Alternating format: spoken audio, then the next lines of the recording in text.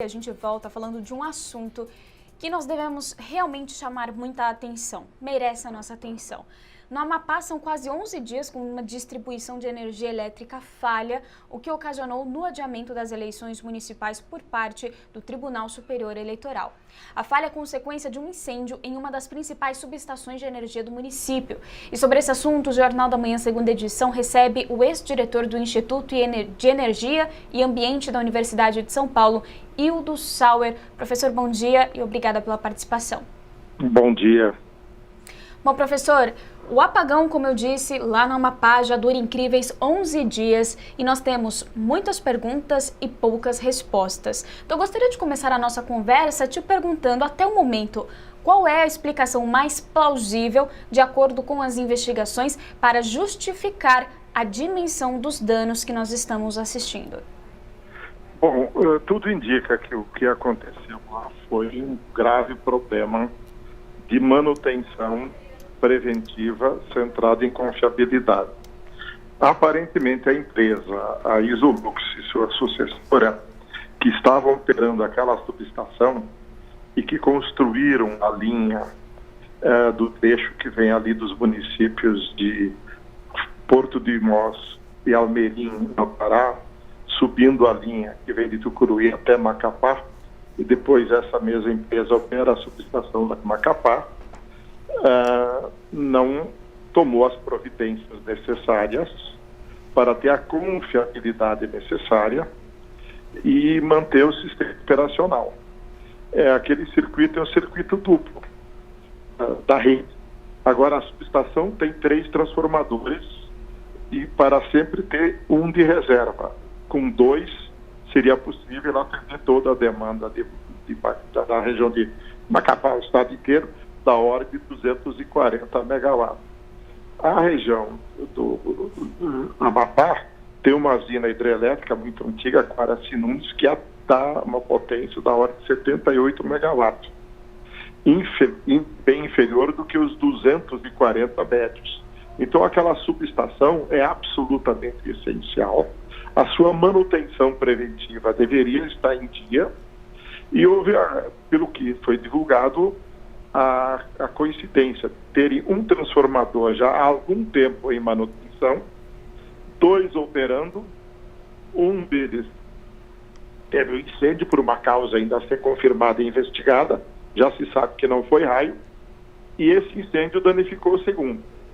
De maneira que isso aí é uma situação de um gravíssimo problema de ausência de confiabilidade e falta de manutenção preventiva. É isso que se pode dizer neste momento. De maneira que não é algo fortuito, é algo que foi originado por questões de manutenção, gestão. E também se pode dizer que no Brasil há muito tempo já, os órgãos reguladores têm se dedicado muito mais apenas às questões econômico-financeiras e não têm atuado de forma eficaz para verificar se os requisitos técnicos, que são extremamente importantes no campo da energia, têm sido atendidos adequadamente.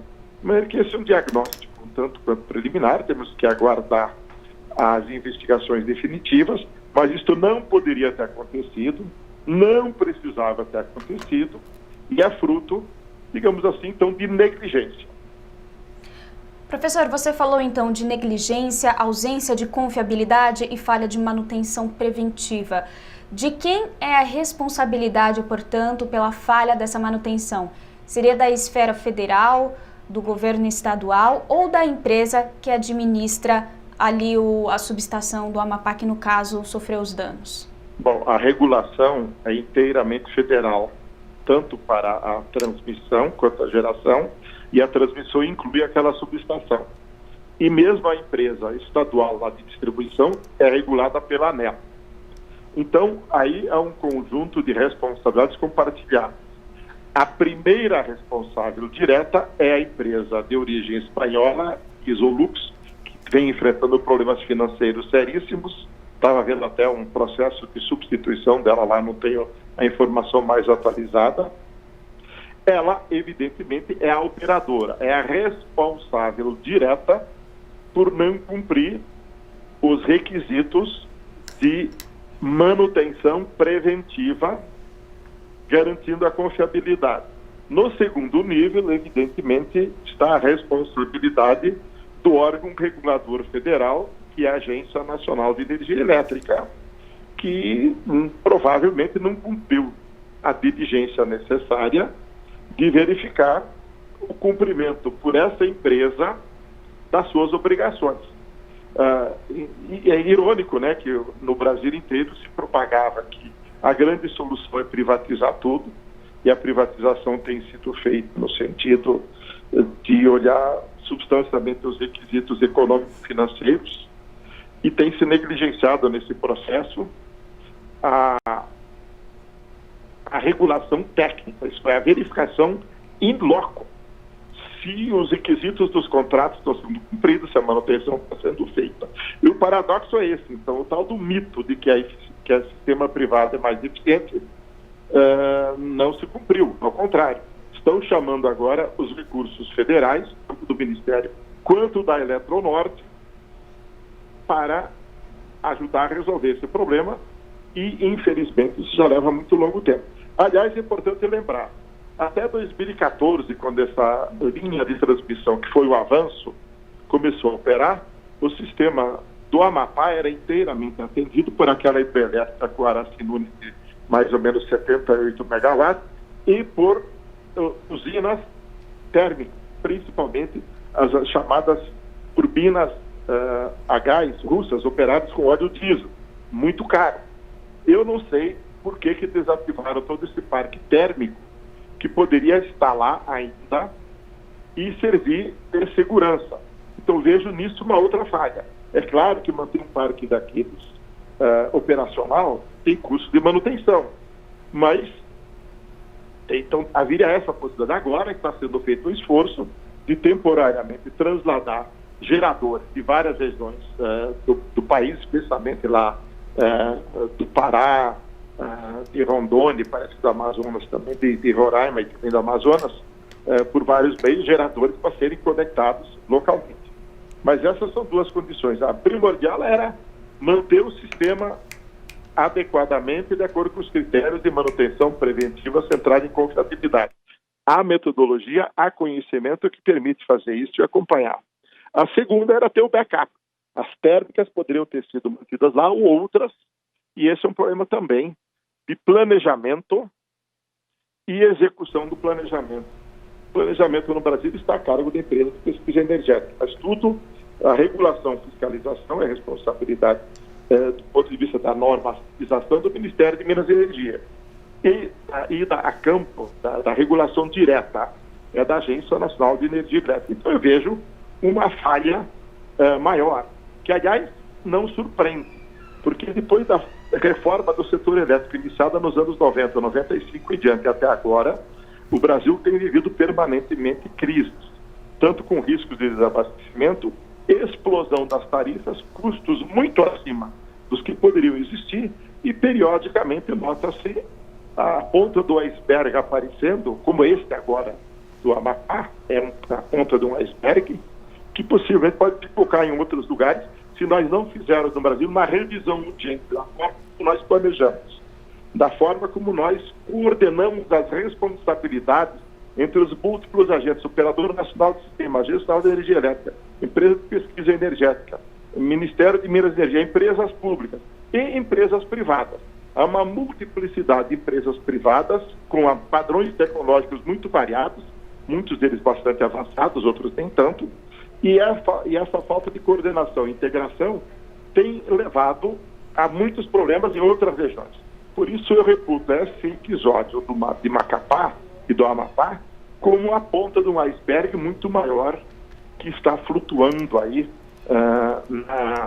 nas profundezas do sistema energético brasileiro, para o setor elétrico, com as sucessivas reformas feitas a partir de 95 até agora, que têm substancialmente fracassado, porque não melhoraram a qualidade do atendimento, episódios são constantes, risco de desabastecimento e explosão tarifária. Então esse é o quadro mais geral. O quadro específico é a responsabilidade direta lá, que não foi cumprida primeiramente pela empresa responsável pela subestação e pela linha, depois por aqueles órgãos que deveriam estar acompanhando para e passo através da fiscalização. É um quadro grave e preocupante resultante da negligência, assim como existem em outros setores do nosso país, infelizmente, como aconteceu com Mariana e Brumadinho. Exatamente. Professor, e nós ouvimos falar também que é uma logística muito difícil para transportar os geradores. Brevemente, dá uma dimensão, explica para a gente quais são esses equipamentos necessários, qual que é a real dificuldade de reparo e quanto tempo essa energia será restabelecida? Vamos lá. O primeiro problema é que a subestação tinha 3 transformadores. Um deles estava desativado para manutenção há muito tempo, o que não poderia ter acontecido. Há um problema do segundo também. Por que a manutenção do segundo? Evidentemente que episódios acontecem, acidentes acontecem, nada tem a segurança 100%. Então poderia até haver um dano, como aconteceu no segundo que estava lá. Mas o dano que aconteceu, o incêndio no segundo, danificou também o terceiro que estava lá, os 2 operacionais. Então aí é um problema de projeto, possivelmente. Esse é o problema direto. Evidentemente que o estado do Amapá fica na margem esquerda do Rio Amazonas, não tem rodovias que vão até lá, o acesso é por via fluvial, Rio Amazonas e o Oceano Atlântico, Porto de Santana principalmente, e também por via aérea. E claro que, como eu disse, lá já existia até 2014 o conjunto de usinas termoelétricas que atendeu inteiramente, de maneira bem mais cara, a demanda local. Eram unidades de geração de turbinas a gás operadas com óleo diesel, caríssimo, ineficientes, mas estavam lá. O que nós estamos fazendo agora? Fazendo o esforço para recolocar lá temporariamente geradores para suprir o período enquanto esses transformadores da subestação estão sendo recuperados. Aí eu não posso opinar diretamente, porque a logística é mais complicada, mas certamente haveria recursos por via aérea, via marítima, se houvesse uma coordenação em busca de transformadores semelhantes, por exemplo, no Brasil ou mesmo no exterior. Nesse período de 2 semanas, se desde o começo tivesse sido percebida a gravidade e tomadas as providências a partir do Ministério, embora a responsabilidade direta seja da empresa, que está passando por problemas financeiros seríssimos, mas também deveria ter sido visto antes, com a ajuda de outras empresas. E irônico, como eu disse, a Eletronorte, que é uma estatal que vem sendo muito mal falada há muito tempo, justamente foi sendo chamada agora para entrar e tentar resolver o problema. Então, o que eu vejo é isso. Fazer um prognóstico, eu não poderia fazê-lo agora, porque isso depende da eficácia das medidas que já foram tomadas e que deveriam ter sido tomadas e que estão sendo tomadas, que estão sob a responsabilidade primordialmente da própria empresa, do Ministério de Minas e Energia, da Agência Nacional de Energia Elétrica, que são os responsáveis diretos da empresa e responsáveis de supervisão, controle e fiscalização da Agência Nacional de Energia Elétrica e responsável política do modelo do sistema do Ministério de Minas e Energia. Nós conversamos com Hildo Sauer, ex-diretor do Instituto de Energia e Meio Ambiente da Universidade de São Paulo. Hildo, muito obrigada pela entrevista e os esclarecimentos. Muito obrigado, um abraço a todos e melhor sorte para nós brasileiros. Exatamente.